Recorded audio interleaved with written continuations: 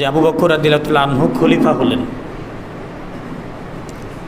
রাষ্ট্রের ইসলামী রাষ্ট্রের প্রথম খলিফা, খলিফাতুর রসুল আবু বকর সিদ্দিক রাদিয়াল্লাহু তাআলা আনহু।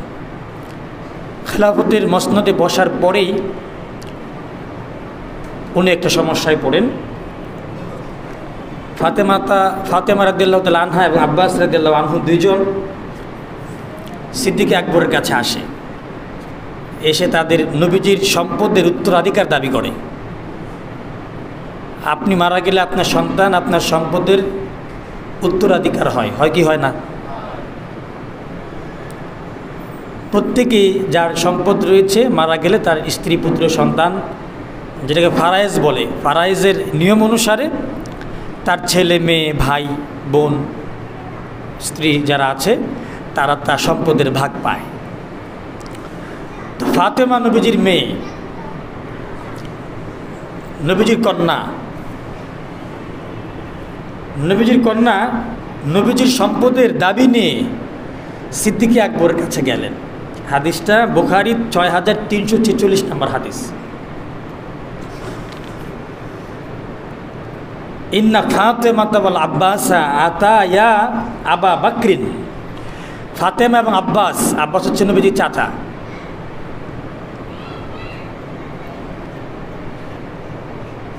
সিদ্দিক আকবরের কাছে আসলেন, ইয়ালতামিসান মিরাসাহুমা। তারা দুজন নবীজির উত্তরাধিকার সম্পদে দাবি করলেন যে আমাদেরকে রাসূলের যে সম্পদ রেখে গেছেন, ইন্তেকাল করেছেন, আমাদের সম্পদ আমাদেরকে দেন। মির রাসূলিল্লাহি সাল্লাল্লাহু আলাইহি সাল্লাম ওয়াহুমা হাইনা ইজিন ইয়াতলুবান আর দইহিমা মিন ফাদাক। ফাদাক নামে একটা বাগান আছে, যে বাগানটা রাসূল ফাই, এটাকে ফাই বলে। ফাই মানে যেটা যুদ্ধ ছাড়া পাওয়া যায়, যুদ্ধের ছাড়াই যে সম্পদ অর্জিত হয় এটাকে বলা ফাই। আর গনিমত, যুদ্ধ করে যুদ্ধলব্ধ যে সম্পদ একে বলে গনিমত। তো খাইবারের একখণ্ড জমি আর ফাদাকের একটা বাগান, এই দুইটা বাগান, একটা বাগান একটা জমির মালিকানা চাইতে আসলে উত্তরাধিকার ফাতেমা আব্বাস। হাদিসে এসেছে বুখারীতে, মিন ফাদাক ওয়াসাহমাহুমা মিন খাইবার, এবং খাইবারের যে জমি তার অংশ চাইতে আসলেন। কিন্তু সিদ্দিক আকবর যখন চাইলেন উনি দিলেন না। আবু বকর বললেন, এই সম্পদের মালিক আপনারা হতে পারবেন না। কেন? ফাতেমা বললেন, কেন আমাকে দিবেন না আমার বাবার সম্পদ? ফাদাক হলো, ফাই বলা হয় ওই সম্পদকে যেই সম্পদ খলিফার অধীনে থাকে এবং খলিফা সেই সম্পদ থেকে আহলে বাইতের জন্য খরচ করে, বাকি সম্পদ রাষ্ট্রের কল্যাণে খরচ করে। গভীর মনোযোগ। আর গনিমত হলো সেই সম্পদ, গনিমতের 1/5 আল্লাহ এবং আল্লাহ রাসূলের, ওই 1/5 দিয়ে নবী আহলে বাইত গরিব মিসকিনদেরকে সেরে দিতেন, আর বাকি 4 ভাগ যারা যোদ্ধা জিহাদি মুজাহিদদেরকে দিতেন। এখন ফাদাকের যেই বাগানটা, সেই বাগানটা হচ্ছে ফাই। সেই বাগানটা মা ফাতেমা পেতে পারে না। কেন পারে না? সেই বাগানের ফাইয়ের নিয়ম হচ্ছে কারো ব্যক্তি মালিকানায় দেয়া যাবে না, এটা খলিফার মালিকানায় থাকবে, রাষ্ট্রের মালিকানায় থাকবে। রাষ্ট্র সেই সম্পদ থেকে আহলে বাইতকে দিবে, ভরণ পোষণ, সরাসরি মালিকানায় দিবে না। আর গনিমতের সম্পদটা রাসূলের ছিল, সেটার মালিক ফাতেমা হতে পারে, কিন্তু তাও আবু বকর দেয়নি। কেন দেয়নি? সিদ্দিক আকবরের কথা হচ্ছে, একটি হাদিস শরীফ রয়েছে, রাসূল বলেছেন, লা নুরাসু মা তারাকনা সদকা, যে আমাদের সম্পদের, নবীদের সম্পদের উত্তরাধিকারী নাই, হয় না। নবীদের সম্পদের উত্তরাধিকারী নাই। মা তারাকনা সদকা, রাসূল বলেছেন আমরা যা রেখে যাব সব কিছু সদকা, দান।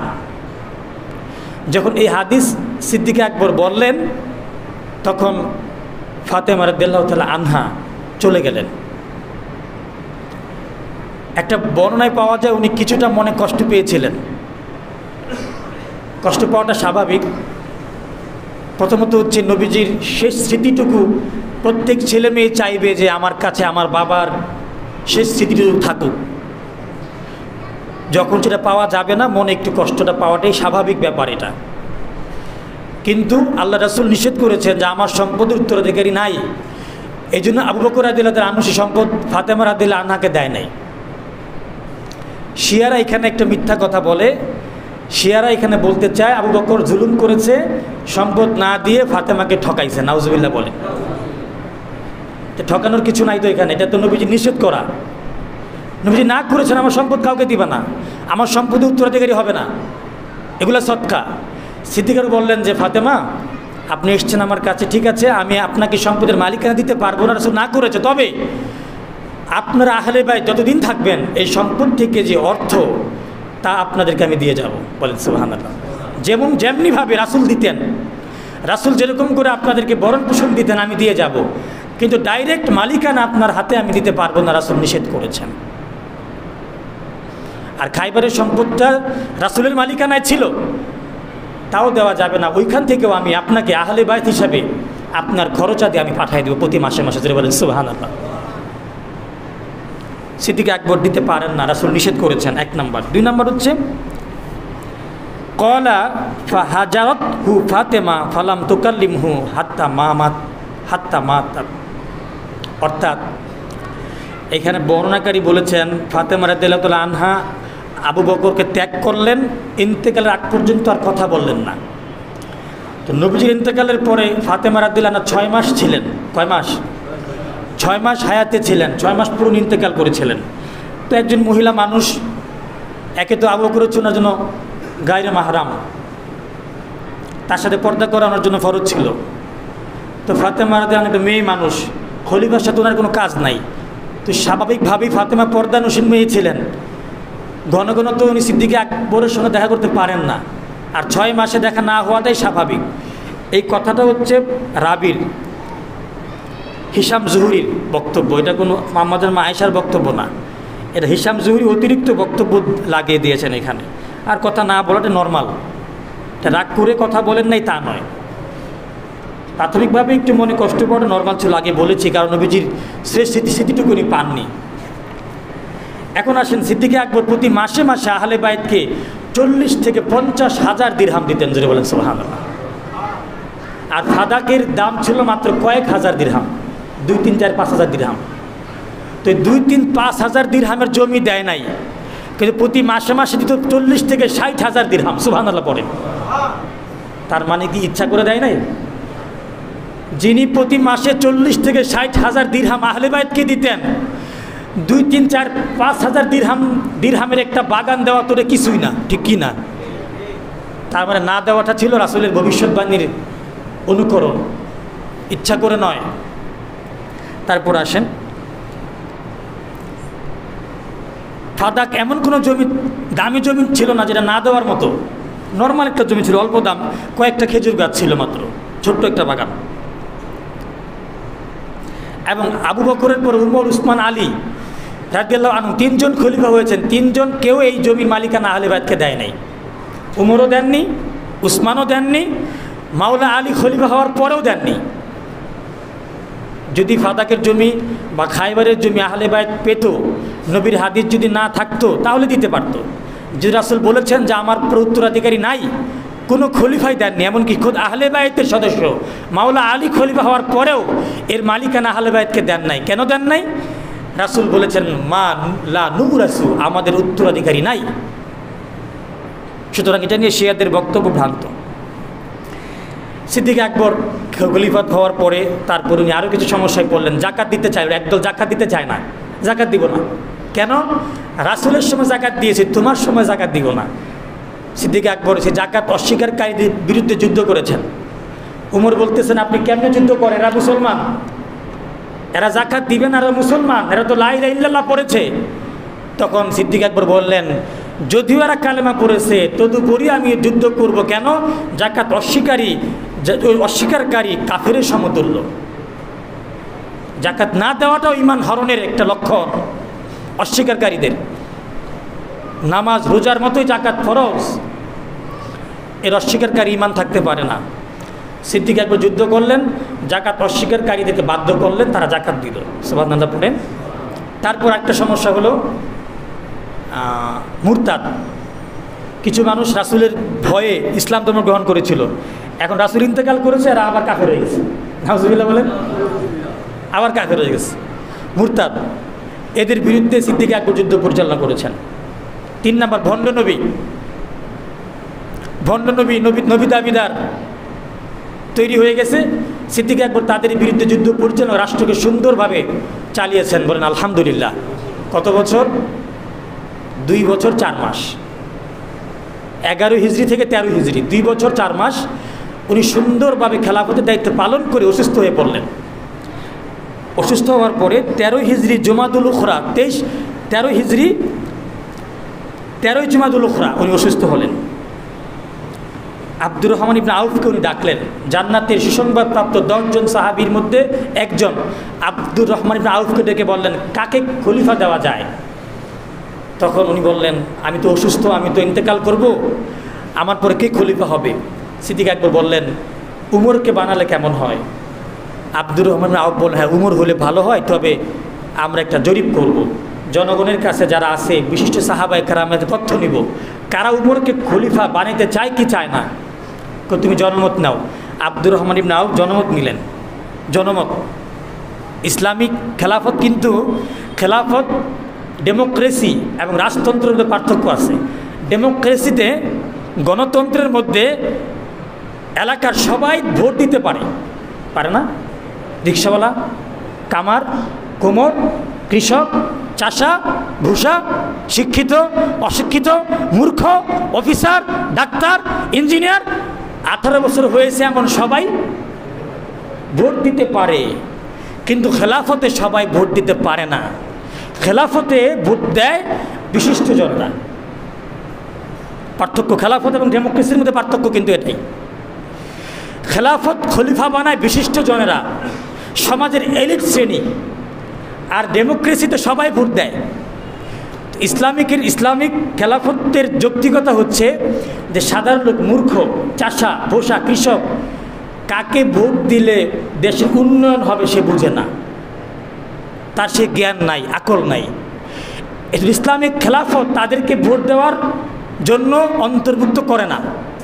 একটা কৃষক, মূর্খ, অশিক্ষিত, ইলিটারেট পার্সনকে ইসলাম খেলাফতের মধ্যে ভোট দিতে জিজ্ঞাসা করবে না, তো তার সেই জ্ঞান নাই, তার সে নলেজ নাই যে কে খলিফা হবে, সে বুঝবে না। এটা রাষ্ট্রের খলিফা কে হলে রাষ্ট্রের উন্নতি হবে, একটা মূর্খ লোক বুঝবে না, নিরক্ষর লোক বুঝবে না। কিন্তু ডেমোক্রেসি হচ্ছে এরকম, নিরক্ষর কি মূর্খ সবাই ভোট দেয়, দেয় কি দেয় না? ইসলামিক খেলাফতটা এখানে যৌক্তিক। ইসলামী খেলাফতে এলিট শ্রেণী যারা আছেন, বিশিষ্ট সাহাবারা, জ্ঞানী, গুণী, সমাজের মান্য গণ্য বরেণ্য ব্যক্তিরা ভোট দেয়, সাধারণ লোক পারে না। বলতে তাদেরকে অন্তর্ভুক্ত করা হয় না। এই জন্য বললে তো ভুল হবে, অনেকে আবার বিরুদ্ধে লেগে যাবে। ডেমোক্রেসিতে সিদ্ধান্ত ভুল হয়, যে সবাই ভোট দেয়। দেখা গেল যে একটা রাষ্ট্রে, সমাজে একটা আসনে ধরেন শিক্ষিতের হার 10%, 90% মূর্খ, 10% শিক্ষিত। ওই সমাজে ভোটাভুটি হইলে সবাই ভোট দিলে মূর্খ 90%, অশিক্ষিত 90% ভোট দিবে, আর 10% শিক্ষিত। তো কাদের ভোটে এমপি হবে? 90%-এর ভোটে। তাহলে 90% অশিক্ষিত মানুষ একজন এমপি নির্বাচন করবে। খেলাফত বলে না, এটা হতে পারে না, এটা ভুল। এই 90% অশিক্ষিত মানুষ একজন খলিফা তৈরি করতে পারবে না। কারা ভোট দিবে? সমাজের শিক্ষিত এলিট পার্সন। ওই সমাজের 10% লোক ভোট দিবে। তারা জানে কে খলিফা হলে আমার রাষ্ট্রের, সমাজের উন্নতি হবে। যদি বলেন সুবহানাল্লাহ। এইখানে দ্য ডিফারেন্ট অফ খেলাফত অ্যান্ড ডেমোক্রেসি। আর রাজতন্ত্র কি? রাজতন্ত্র হলো বাবার ছেলে রাজা।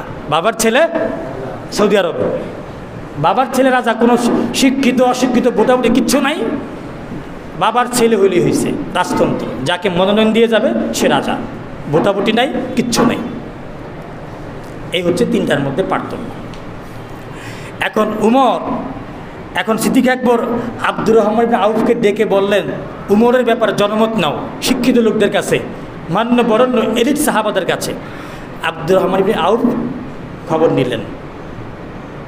অনেক সাহাবা জিজ্ঞাসা করছেন, ঘুরতেছেন, উনি দেখতেছেন যে উমরের পক্ষে সমর্থন আছে, সুবহানাল্লাহ বলেন। উনি এসে বললেন আবু বকরকে, আবু বকর, উমরের পক্ষে সাপোর্ট আছে, উমরকে দেয়া যাবে। তখন সিদ্দিক আকবর উমরকে ডাকালেন, উমর, তোমার পক্ষে জনমত নিয়েছি, জনগণ তোমাকে চায়, তুমি কি খলিফা হবে? উমর বলেন, না, আমি এই দায়িত্ব নিব না, কঠিন দায়িত্ব। কারণ সিদ্দিক আকবর বলছেন, না, তুমি দায়িত্বটা নাও, আমি বেশিরভাগ আমি ব্যক্তিগতভাবে চাই তুমি নাও, আমি জনমত নিয়েছি, তোমার পক্ষে সমর্থন আছে। তখন সবাইকে ডেকে সিদ্দিক আকবর উমরকে সমর্থন দিলেন। তখন উপস্থিত সকলে সিদ্দিক আকবর উমরের হাতে বায়াত হলেন, জোরে বলেন সুবহানাল্লাহ। আলীও হলেন, মাওলা আলী রাদিয়াল্লাহু তাআলা আনহু উমরের হাতে বায়াত নিলেন। তারপরে 63 বছর বয়সে 22 জুমাদুল উখরায় সিদ্দিক আকবর ইন্তেকাল করলেন। সিদ্দিক আকবর নবীজির সাথী হয়ে গেলেন। নবীজির পাশে সিদ্দিক আকবরকে আম্মাজান মা আয়েশার অনুমতিক্রমে নবীজির পাশে সিদ্দিক আকবরকে দাফন করা হলো, জোরে বলেন সুবহানাল্লাহ। যেই সিদ্দিক আকবর নবীজির সাথী ছিলেন দুনিয়াতে হিজরতে, এখন সে সিদ্দিক আকবর রওজা শরীফেও নবীজির সাথী হলেন, বলেন সুবহানাল্লাহ। আবার যিনি সাথী হবেন জান্নাতি, যার কথা কোরআনে আছে। সিদ্দিক আকবর পৃথিবীতে একজন সাহাবীর কথা কোরআনে আছে যাকে সাহাবী বলা হয়েছে, একজন, তিনি হচ্ছে আবু বকর। কি বলা হয়েছে? সানিয়াস নাইনে ইজ হুমা ফিল গার। আল্লাহ বলছেন সূরা তাওবার আয়াত 40 নম্বর আয়াত, আল্লাহ বলছেন দুইজনের দ্বিতীয়জন যখন তারা গুহার মধ্যে ছিল, ইজ ইয়াকুল, তখন দ্বিতীয়জন বলল লি সাহিবিহি, তার সাহাবীকে, জোরে বলেন সুবহানাল্লাহ। নবীজি, আল্লাহ বলছেন নবীজি তার সাহাবীকে বললেন, কি বললেন? লা তাহজান ইন্নাল্লাহা মাআনা। হে আবু বকর, গুহার মধ্যে মাকড়সার বাসা যখন ছিল না, গুহার মুখটা খোলা ছিল, কাফেররা ঘোরাঘুরি করতেছে গুহার মুখের সামনে, তখন সিদ্দিক আকবর বলে, ইয়া রাসূলুল্লাহ, আমাদের তো কাফেররা মাথা নিচু করলে দেখে ফেলবে আমাদেরকে। নবীজি বললেন, ইয়া লি সাহিবিহি লা তাহজান, হে সিদ্দিক আকবর, ভয় করো না, ইন্নাল্লাহা মাআনা, নিশ্চয় আল্লাহ আমাদের সাথে আছে, জোরে বলেন সুবহানাল্লাহ। আমরা দুইজন নয়, আমরা কয়জন? আল্লাহ আমাদের সাথে আছে, আমরা তিনজন। ভয় করো না সিদ্দিক আকবর, যিনি গুহার সাথী, যিনি জান্নাতের সাথী, যিনি রওজা শরীফের সাথী, যিনি ছোটবেলার সাথী, সে আবু বকর ইন্তেকাল করেছেন। যিনি রাসূলের সাহাবী যখন হিজরত করতেছেন, একবার দৌড় দেয় সামনে, আবার দৌড় দিয়ে ডানে যায়, আবার দৌড় দিয়ে বামে যায়, আবার দৌড় দিয়ে পিছনে যায়। নবী বলতেছেন, সিদ্দিক এমন করছো কেন? একবার সামনে, একবার পিছনে, একবার ডানে, একবার বামে। বলি, ইয়া রাসূলুল্লাহ, কাফেররা আপনাকে খুঁজতেছে, তারা আপনাকে আক্রমণ করতে পারে, আপনাকে সামনে থেকে যদি আক্রমণ করে, ইয়া রাসূলুল্লাহ, যদি আমি সামনে যাই, যদি পিছন দিক থেকে আক্রমণ করে আমি পিছনে যাই, ডান দিক থেকে আক্রমণ করে আমি ডানে যাই, বাম দিক থেকে করলে আমি বামে যাই, ইয়া রাসূলুল্লাহ, তারা আক্রমণ করলে যেন আমি সিদ্দিক আকবরের বুকে আগে লাগে, জোরে বলেন সুবহানাল্লাহ, যেন আমার বুকে তীর আগে লাগে, যেন আপনার কোনো ক্ষতি না হয়। আমার নবী চোখের পানি ছেড়ে দিলেন, ইয়া আবু বকর, ইয়া আবু বকর, ইয়া আবু বকর, শোনো, সিদ্দিক আকবরের যে ঋণ আমি শোধ করতে পারবো না। সিদ্দিক আকবরের সম্পদ আমার কাছে এত প্রয়োজনীয় ছিল, তার সম্পদ না হলে আমার ইসলাম প্রচার অনেক কষ্ট হতো। শোনো, আমি যদি আল্লাহ ছাড়া অন্য কাউকে বন্ধু বানাতাম, আবু বকরকে বানাতাম, কিন্তু আমি আমার বন্ধু আল্লাহকে বানাই ফেলছি। কত ভালোবাসার সাহাবী, কত প্রিয় সাহাবী। সেই সাহাবী ফাতেমাকে সম্পদ দিবে না, হ্যাঁ, ইচ্ছা করে দিবে না। যেই রাসূলের সহচর যে ছিলেন, যিনি 63 বছর বয়সে ইন্তেকাল করেছেন, কাটায় 63, রাসূলের 63 বছর, সিদ্দিক আকবরও 63 বছর। সিদ্দিক আকবর বলছে, আল্লাহ আমাকে 63 বছর বয়সে ওফাত দিও, একদিনে তো বেশি দিও না। কেন দিও না? রাসূলের থেকে বেশি হয়ে যাবে, বলেন সুবহানাল্লাহ। সেই সাহাবী ফাতেমাকে সম্পদ দিবে না ইচ্ছা করে, এই কথা তোমরা কেমনে বলো? হ্যাঁ, তোমরাই বলতে পারবা। সুন্নি মুসলমান কখনো বলতে পারবে? আমরা কি মুসলমান? যেরকম কি মুসলমান? আমরা শিয়া নই, আমরা কাদিয়ানি নই, আমরা খারেজি নই, আমরা ওয়াহাবি নই, আমরা মুতাজিলা নই, আমরা রাফিজি নই, আমরা কি সুন্নি মুসলমান। ইতিহাসটা শুনেন, কাজে লাগবে। খারিজির ইতিহাস আসবে, ওহাবির ইতিহাস আসবে। আজকে আমাদের মুফতি আলাউদ্দিন জিহাদিকে নারায়ণগঞ্জ ফতুল্লাহ থানায় থেকে তাকে অ্যারেস্ট করা হয়েছে। কী কারণে করা হয়েছে? মিথ্যা মামলায়। আমাদের মুফতি আলাউদ্দিন জিহাদি, যিনি সুন্নিয়তের রৌনক, সুন্নিয়তের জন্য বাহাসি আলেম, সারা বাংলার জমিনে বাতিলের বিরুদ্ধে যার গর্জন তর্জনীতে যখন বাতিল কিতাবে পারে না, বাহাসে পারে না, এলেমে পারে না, তখন বাতিল চিন্তা করেছে এই জিহাদিকে ঠকাইতে হলে, তাকে ধরতে হলে আমরা কিতাবে পারি না, এলেমে পারি না, বাহাসে পারি না, কি করে পারবো? তার বিরুদ্ধে মিথ্যা মামলা করো, তাকে অ্যারেস্ট করাও। নাউজুবিল্লাহ জুড়ে বলে। আজকে মিথ্যা মামলায় তাকে অ্যারেস্ট করা হয়েছে। আমি সরকারের কাছে বিনীত অনুরোধ করতে চাই, সরকারের কাছে আমি জানাতে চাই, আমাদের মুফতি আলাউদ্দিন জিহাদিকে বিনা শর্তে অনীতি বিলম্বে এই মিথ্যা মামলা থেকে ওনাকে পরিত্রাণ দিয়ে ওনাকে মুক্ত করা হোক। আমরা চাই কি চাই না? আজকে তারা, আমি আগেই বলেছি, আজকে আল্লামা ফারুকী রহমতুল্লাহ আলাইকে ওরা ঘরে ঢুকে গলা কেটে শহীদ করেছে। কেন করেছে? দেখেছে ফারুকীকে তারা পারছে না, তার সাথে এলেমে পারছে না, বাহাসে পারছে না, কিতাবে পারছে না, তারা ভয় পেয়ে চিন্তা করেছে তার সাথে আমরা এভাবে পারবো না। কেমনে পারবো? মেরে ফেলো, হত্যা করো। ঠিক কিনা জোরে বলে? আমি বলেছিলাম আপনাদের আরেকটা যেমন বয়ানে, এই বাতিলপন্থী ওয়াহাবিরা যখন এলেমে পারে না, কিতাবে পারে না, বাহাসে পারে না, আমাদের সুন্নি আলেমদের উপরে হামলা মামলা করে। ঠিক কিনা জোরে বলে? আমি আহমদ রেজাকেও তারা অনেকবার হত্যা করার হুমকি দিয়েছে, আমাকে অনেকবার হত্যা করার হুমকি দিয়েছে পর্যন্ত, কিন্তু আল্লাহর রহমতে, আপনাদের দোয়ার বরকতে এখনো পর্যন্ত আমাকে কোনো ক্ষতি করতে পারে যদি বলে আলহামদুলিল্লাহ। কখন কি ক্ষতি করে, কখন কোন দিক দিয়ে হামলা করে বলা যায় না, কিন্তু ইসলামের জন্য, নবীর জন্য জীবন দিতে রাজি আসি না নাই? নবীর শান মান যেখানে খেলাফ হবে, রাসূলকে বড় ভাই বলা হয়, রাসূল মরে পড়ে মাটির সাথে মিশে গেছে, দেয়ালে ওই পারে কি আছে তাও জানে না, এরকম রাসূলের শান মান, ইজ্জত, হুরমত, ঈদে মিলাদুন নবী, নবীর মিলাদ পড়লে তাবারুক নাকি পায়খানার সমান। নাউজুবিল্লাহ বলে। আমরা যে মিলাদ শরীফ পড়ার পর তাবারুক খাই, এই তাবারুককে একজন বলেছে এই তাবারুক নাকি পায়খানা গুয়ের সমান। নাউজুবিল্লাহ বলেন। কোন খাবারকে, হালাল খাবারকে যারা পায়খানা বলবে, গুয়ের সমান বলবে, ঈমান আছে? ঈমান আছে? মিলাদের তাবারুক নাকি গু, পায়খানা। তাহলে যারা রাসূলের বিরুদ্ধে বলবে, তাদের বিরুদ্ধে প্রতিবাদ করলে জেল, জুলুম, অত্যাচার, মামলা হামলা শিকার হতে হবে কেন? সরকারের কাছে আমরা দাবি জানাই বিনীতভাবে, আমরা শান্তিপূর্ণ মিছিল, বিক্ষোভ মিছিল চালিয়ে যাচ্ছি, আমরা কোনো অশান্তি চাই না। ঠিক কিনা বলেন? আমরা আন্দোলন করি, কিন্তু গাড়ি ভাঙচুর করা, রাস্তা দখল করা, মারপিট করা, আগুন দেওয়া, এর পক্ষে আমরা শান্তিপূর্ণ আন্দোলনের মাধ্যমে সরকারকে বলতে চাই, অনতিবিলম্বে আমাদের মুফতি আলাউদ্দিন জিহাদি ভাইজানকে মুক্ত করে আমাদের মধ্যে ফিরিয়ে দিন। সকলে বলে আমিন। তো সিদ্দিক আকবর রাদিয়াল্লাহু আনহু ইন্তেকাল করার পরে এখন খলিফা হলেন উমর। বলেন সুবহানাল্লাহ। কয়টা বাজে? টাইম নাই তো, আমি দেখতেছি 1:05 আর 10 মিনিট। আমাকে একটু বললেন, হ্যাঁ, আমি দেখতেছি না করি। এখন উমর রাদিয়াল্লাহু তাআলা আনহু খেলাফতের মসনদে বসবেন। এখন আমার প্রশ্ন, এখানে একটা প্রশ্ন আছে যে উমর খলিফা হলেন, তখন হচ্ছে 13 হিজরি চলতেছে। খেলাফতে বসার পরে উমর রাদিয়াল্লাহু তাআলা আনহু রাষ্ট্রকে এমন চমৎকারভাবে পরিচালনা করলেন, এমন সুন্দর করে উমর রাষ্ট্রকে পরিচালনা করলেন। উমর ক্ষমতায় ছিলেন 10 বছর। কত বছর? টানা 10 বছর, 13 থেকে 23 হিজরি পর্যন্ত। এত 10 বছরের খেলাফতে উমরের আমলে একটা বিশৃঙ্খলা হয় নাই। উমর ছিলেন কঠিন। অন্যায়ের বিরুদ্ধে উমরের তরবারি যদি একবার উঠেছে, এই রাঙ্গা তরবারি যদি উমর একবার তুলেছে, শত্রুপক্ষ পালাতে বাধ্য হয়েছে। বলেন সুবহানাল্লাহ।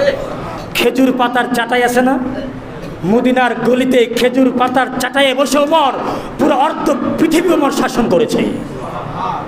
রোম সাম্রাজ্যের 3 ভাগের 2 ভাগ, গোটা পারস্য সাম্রাজ্য উমর দখল করেছে, পুরো অর্ধ পৃথিবী। উমরের নাম যখন কোনো বাদশাহ শুনতো, কোনো এলাকার রাজা শুনতো, গদি ছেড়ে কাঁপতে কাঁপতে গদি ছেড়ে মাটিতে বসে পড়তে। বলেন সুবহানাল্লাহ। উমর দেখে নাই জীবনে, নাম শুনলেই গদি ছেড়ে দিত, কাঁপতে থাকতো আমির উমারা। কেন? উমর ছিলেন কঠিন ন্যায় বিচারক। উমরের তরবারি নিয়ে যে একবার পড়তো তার কল্লা দ্বিখণ্ডিত হয়ে যেত। ন্যায় বিচার উমর ছিল পরাকাষ্ঠ, যে উমরকে দেখলে শয়তান ভয় পাইত। সুবহানাল্লাহ বলে, শয়তান যারা দেখলে ভয় পায় মানুষ কীভাবে, কথা বলেন না কেন? শয়তান কি আমাদের ভয় পায় না আমরা ভয় পাই? আর শয়তান উমরকে ভয় পায়। সুবহানাল্লাহ জোরে পড়ে। আল্লাহ বুঝেন এই হাদিস শরীফ, এটা কোনো বানোয়াট কথা না। দেখেন বুখারী হাদিস 6085 নম্বর হাদিস, নবীজি বলেছেন ওয়াল্লাযী নাফসি বিয়াদিহি, ওমর আল্লাহর কসম যার হাতে আমার প্রাণ, মা লাকিকা শয়তান, যখন শয়তান পথ চলতে চলতে সালেকান ফাজ্জান, পথ চলতে চলতে তোমার সামনে পড়ে যায় শয়তান, ইল্লা সালাকা ফাজ্জান গয়রা ফাজ্জিকা, তখন তোমাকে দেখে ভয় পেয়ে আরেক রাস্তা দিয়ে যায়। সুবহানাল্লাহ পড়ে। তোমার রাস্তায় আসে না, তোমার রাস্তায় শয়তান না এসে আরেক রাস্তায় যায়, তোমাকে এত ভয় পায় উমর। তো সে উমরের নাম শুনলে বাচ্চারা ভয় কাঁপত, কেউ দেখলে চিনতো না, কারণ তখন তো আর মিডিয়ার যুগ না। কিসের যুগ না? তখন ক্যামেরা ছিল, ছবি ছিল। ধর আমরা আমাদের রাষ্ট্রপ্রধানকে চিনি, এখানে অনেকে আছে কাছ থেকে জীবনে দেখি নাই, কেউ চিনেন না। কেন চিনেন? দেখছেন মিডিয়াতে। ডোনাল্ড ট্রাম্পকে দেখছেন না, আমেরিকার প্রেসিডেন্ট, কখনো আমেরিকা যান নাই, তার কাছে যান নাই, সরাসরি দেখেন নাই, তো তারা কেমনে চিনেন? তাকে দেখছেন ভিডিওতে, ছবিতে দেখছেন। কিন্তু উমরের সময় তো ক্যামেরা নাই, তার সবাই নাম শুনছে, ওই আরব রাষ্ট্রের অর্ধমুলুকের ক্ষমতায় উমর, কেউ দেখে নেই জীবনে। সুবহানাল্লাহ বলে। যারা আশেপাশে থাকে তারা ছাড়া কেউ দেখে নেই। উমর জেরুজালেমে যাবে, জেরুজালেমে একটা চুক্তি স্বাক্ষর করবে তাদের সাথে। এখন উমরের যে ভৃত্য গোলাম, গোলামকে নাম হলো আসলাম। গোলামের নাম কি? আসলাম। আসলাম নাম আছে না অনেকের? আসলামকে নিয়ে উনি রওনা হয়েছে। তো উমর উটের উপরে, আর আসলাম উটের লাগাম টানতেছে। কিছু দূর উমর যায়, আসলাম ক্লান্ত হয়ে গেলে উমর নেমে ঘোড়ার লাগাম ধরে আসলামকে উটের উপরে বসায়। সুবহানাল্লাহ জোরে বলে। কেমন খলিফা, কেমন খলিফা উমর! তার ভৃত্য কষ্ট পাবে, উটের লাগাম ধরে টানতে টানতে রৌদ্রের মধ্যে কাইল হয়ে গেছে, ভৃত্যকে উঠাইয়া উমর লাগাম টানে। সুবহানাল্লাহ পড়ে। এই হলো মুসলিম শাসক, এই হলো মুসলিম শাসক, মুসলিম লিডার। আর আজকে আমাদের মুসলিম লিডাররা যারা রয়েছে, সৌদি আরব থেকে শুরু করে আরব মুলুকের মুসলিম লিডাররা কি উমরের মতো? কেমন বিলাসী, কমবক্ত। তারা এখন বিলাসীতে জীবনযাপন করছে। এই যে শুনলাম কয়েকদিন আগে এক বাচ্চার ছেলে একটা দ্বীপ ভাড়া করছে। কি ভাড়া করছে? কোথায় একটা দ্বীপ ভাড়া করে 30 দিনের জন্য 30টা মেয়ে ভাড়া করছে। নাউজুবিল্লাহ জুড়ে বলেন। 30টা মেয়ে, সারা বিশ্ব থেকে 30টা মেয়ে ভাড়া করছে। 30টা মেয়ের সারা বডি চেক আপ করছে, কোনো যৌনবাহিত রোগ আছে কিনা। 30টা মেয়েকে 30টা দেশ থেকে ভাড়া করে ওই দ্বীপে নিয়ে আনন্দ ফুর্তি করেছে। এই হলো আমাদের বর্তমান মুসলিম লিডার, মুসলিম লিডার। আর উমরও মুসলিম লিডার। এই জন্য আমাদের অধঃপতন, ঠিক কিনা বলেন? উমর বৃত্তকে নিয়ে যায়, আবার উঠায়, একবার উনি উঠে একবার বৃত্ত উঠে, উঠতে উঠতে উঠতে উঠতে জেরুজালেমের ঠিক কাছে চলে আসছে ওই এলাকায়। তো সবাই ওয়েট করতেছে উমরের জন্য। কার জন্য?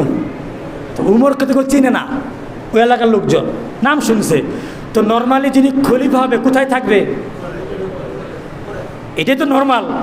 সবাই তো মনে করবে যে উটের উপরে যিনি উমর, আর লাগাম ধরে উনি উমরের গোলাম। এখন উমর উঠেছে, এখন এমন অবস্থায় এসেছে উমরের পালা হচ্ছে লাগাম ধরা। সুবহানাল্লাহ বলেন। উমর লাগাম ধরেছে বৃত্ত উটের উপরে। উমর এই কথা বলে না, তুমি এখন না, এখন আমি আয়সা পড়ছি, চলে আসছি আমি, এখন তুমি লাগাম ধরো। বলে না, না এখন তোমার পালা, তুমি উপরে থাকবে, আমি লাগাম ধরা থাকবো। মানুষ মনে করছে বৃত্ত উটের উপরে যে তার মনে তো খলিফা। যেরকম সুবহানাল্লাহ, আহলান সাহলান মারহাবা খলিফা। সবাই ওই বৃত্তকে খলিফা মনে করে আগায় যাচ্ছে কাছে, অভ্যর্থনা দেওয়ার জন্য, অভ্যর্থনা দেওয়ার জন্য। Welcome welcome. বৃত্ত তো লজ্জা পেয়ে গেছে, হ্যাঁ আমি তো খলিফা না, হাই হাই কি হচ্ছে এটা? বৃত্ত তাড়াতাড়ি লাভ দিয়ে নেবে, আমি খলিফা না, খলিফা হচ্ছে উনি। যদি বলেন সুবহানাল্লাহ, সবার চক্ষু চরক গাছ উঠে গেল, হায় হায় কি বলে এটা? উনি খলিফা, উনি লাগাম ধরে আছে, আর গোলাম বৃত্ত আছে উটের উপরে, কি করে সম্ভব? জেরুজালেমের মানুষজনের চোখ চরক গাছ উঠে গেল, কপালে উঠে গেল, তারা অবাক হয়ে গেল। এই হলো মুসলিম লিডার, ইসলামের শাসক উমর ইবনুল খাত্তাব। যে বলেন সুবহানাল্লাহ। যাকে দেখলে শয়তানও ভয় পায়। এই হলো আমাদের উমর, যার 10 বছরের খেলাফতের আমলে কোনো বিশৃঙ্খলা হয় নাই। বলেন সুবহানাল্লাহ। রাষ্ট্র চলছে তার মতো, রাষ্ট্র চলছে চমৎকার করে, রাষ্ট্র চলছে আরামে সুন্দরভাবে, কোনো বিশৃঙ্খলা নাই। কিন্তু যখন উমর ইন্তেকাল করলেন, উমর ইন্তেকাল কিভাবে করলেন? ফজরের নামাজের সময়, নামাজ সিজদার মধ্যে। পিছনে ছিল মুগিরা ইবনে শুবা রাদিয়াল্লাহু তাআলা আনহুর গোলাম, সে ছিল অগ্নিপূজক, তার নাম ছিল আবু লুলু ফিরোজ।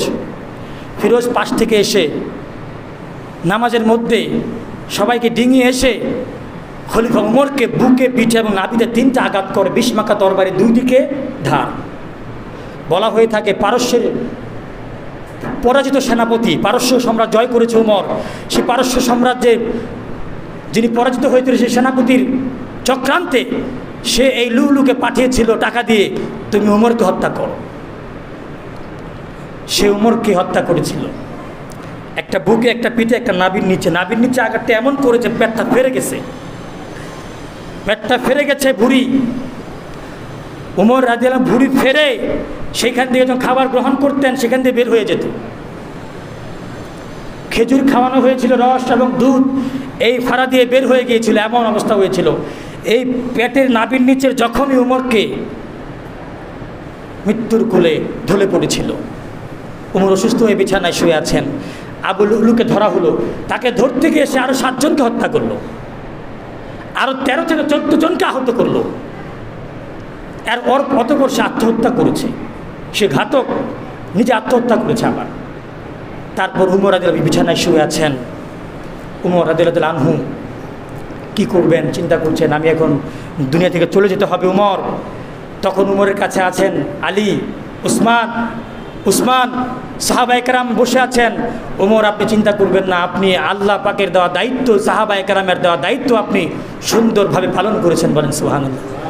তখন উমর শুরা গঠন করে দিলেন, শুরা কমিটি করে দিলেন, তোমরা আমার পরে খলিফা বানাবে, আমি কাউকে বলবো না কাকে বানায় যাবে। আমি শুরা কমিটি করে গেলাম 6 জনের সমন্বয়ে, এই কমিটির দায়িত্ব দিলাম, আমি ইন্তেকালের পরে তোমরাই তোমাদের খলিফা বানাবে। জোরে বলেন সুবহানাল্লাহ। এইভাবে উমর চলে গেলেন। তারপরে উমর রাদিয়াল্লাহু আনহু চলে গেলেন, এরপরে উসমান খলিফা হলেন। এইখান থেকে আগামী জুমে আলোচনা হবে।